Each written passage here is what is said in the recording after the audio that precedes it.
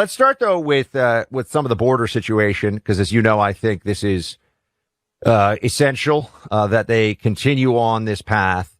And they're running into roadblocks. The Trump administration is running into roadblocks, as expected, from Biden and Obama judges on this. There's no surprise, really, in any of that. But they keep pushing, which is absolutely essential. But here's something that I don't think we necessarily anticipated. And it is they are turning on ICE agents.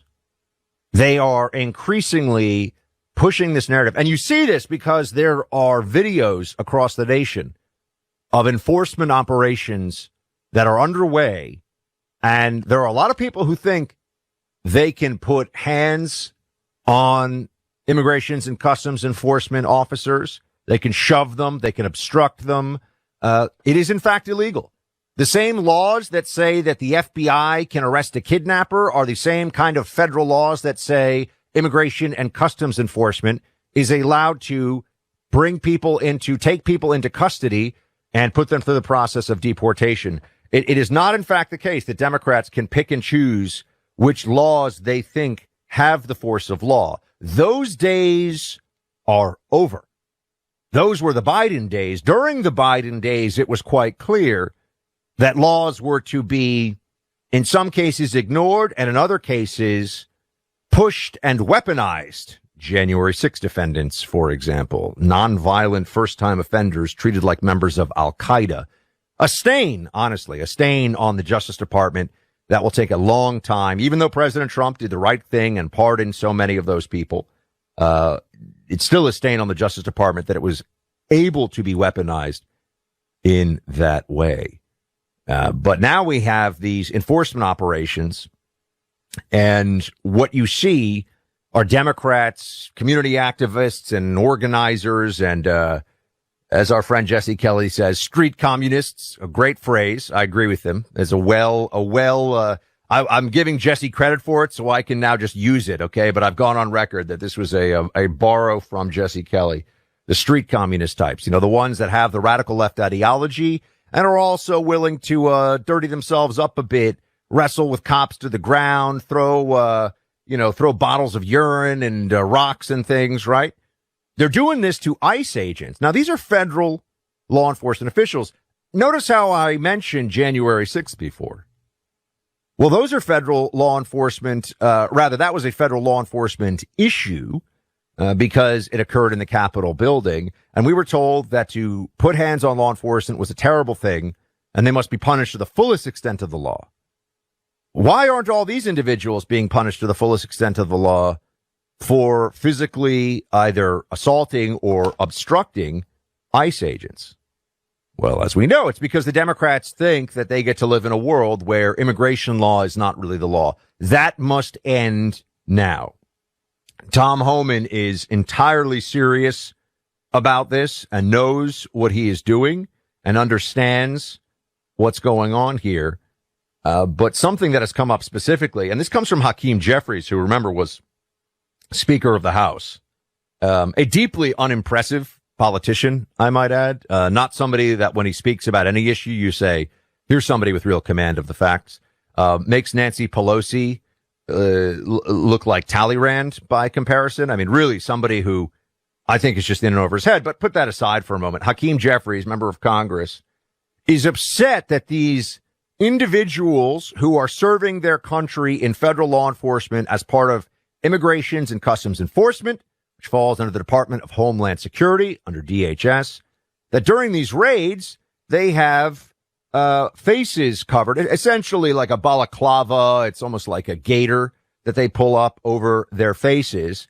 Hakeem Jeffries is upset by this. We should talk about this for a moment. Play cut 2. Every single ICE agent who's engaged in this aggressive overreach and are trying to hide their identities from the American people will be unsuccessful in doing that. This is America. This is not the Soviet Union. We're not behind the Iron Curtain. This is not the 1930s. And every single one of them, no matter what it takes, no matter how long it takes, will, of course, be identified. That, in fact, is the law. They will be identified Why exactly? So I'd like to know. So is he saying that they will be identified by law enforcement after the fact if they've engaged in some criminal? By the way, they have not engaged in any criminal activity. They're making arrests. But what you see here are the Democrats, to placate the rabid street communists in their midst. The Democrats have decided that they want there to be pressure campaigns against law enforcement officers involved in interior enforcement of immigration laws. They want them to be subject to the rage of the mob so that they can slow down and maybe even stop these raids and stop these processes from happening. What other area of the law would anyone for 1 second think this is legitimate? If they were going in and they were raiding fentanyl stashes and the cops involved in it were obscuring their idea, because some of them maybe are involved in undercover operations. Some of them are doing buy bust. Some of them, they don't necessarily want to be on the 6 o'clock news. Would they be making this case? No, they would not. But it's very clear what's going on here. They're trying to pretend it's about accountability. This is exactly what Democrats do, I might add, when they want donors to anything conservative to be public. They say it's about transparency, but it's actually about intimidation. And it's also, once again, here about intimidating our law enforcement officers by having their identities out there so they can be doxxed, so they can be threatened, so their families can be the subject of death threats. We all know what's going on here, but these Democrats are vile, and they seek to undermine this law enforcement effort in whatever way they can. They are anti-law on this issue. And here's Tom Homan, as I said before, speaking about how the vilification of ICE, the pretense, the games, the lies that are being told about how ICE is really the Stasi of East Germany. ICE is the Nazi SS. ICE is on the wrong side of history, all this stuff. They're going to get an ICE agent who's a federal law enforcement officer severely injured or killed. It's just a question of when. This is cut 3. A lot of our congressional representatives who are vilifying ICE and the Border Patrol every day, they're driving this hate. And I'm telling you, it's only a matter of time before there's an incident where an ICE agent is going to have to take a life or an ICE agent is going to lose a life. President Trump's saving lives. The men and women of ICE are saving lives every day. And if you look at the numbers don't lie. Majority of people ICE is arresting are criminal illegal aliens, public safety threats. And the non-criminals, most of them are scooped up in sanctuary cities. And you're right, the world's upside down when the guy that carries them badge and guns, the bad guy, and the ones who break the law are the victims. Notice how quickly the Democrats went back to being the party of the criminal. For a moment there, anybody who was present at the Capitol on January 6th, any law enforcement official anywhere in the general vicinity was a hero, worthy of a Medal of Honor. I mean, the greatest heroes that have ever stood for our nation. Yada, yada, yada. That was what they were saying. All of a sudden, they liked law enforcement.